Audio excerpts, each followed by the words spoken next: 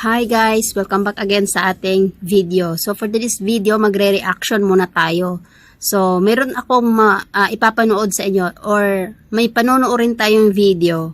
Wala lang, dati pa naman to siyang trending. Kaso lang, wala akong reaction nung nakaraang trending pa. Nung nakaraang mga dekada pa, char. So sabay-sabay natin panoorin ang trending nito. About to sa construction worker. So ito na siya.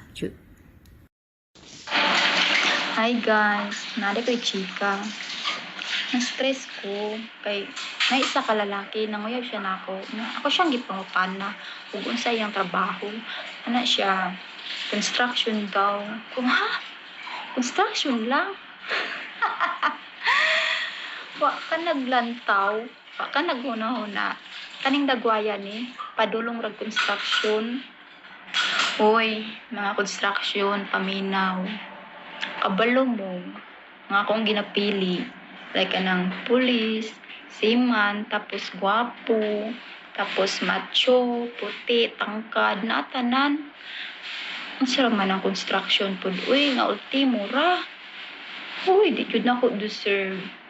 Busa, kamong mga construction, ayaw mong pagtuga-tuga mong uyab na ako. Kay ako, lahi akong gipangita. Kanang level. So, ayun, napanood nyo na. So, bago ang lahat, ang daming nagbabash talaga sa kanya. Halos lahat ng mga Pilipino, lahat ng mga construction worker, galit na galit talaga sa kanya. Yumanig talaga ang buong Pilipinas dahil doon sa video niya na yon.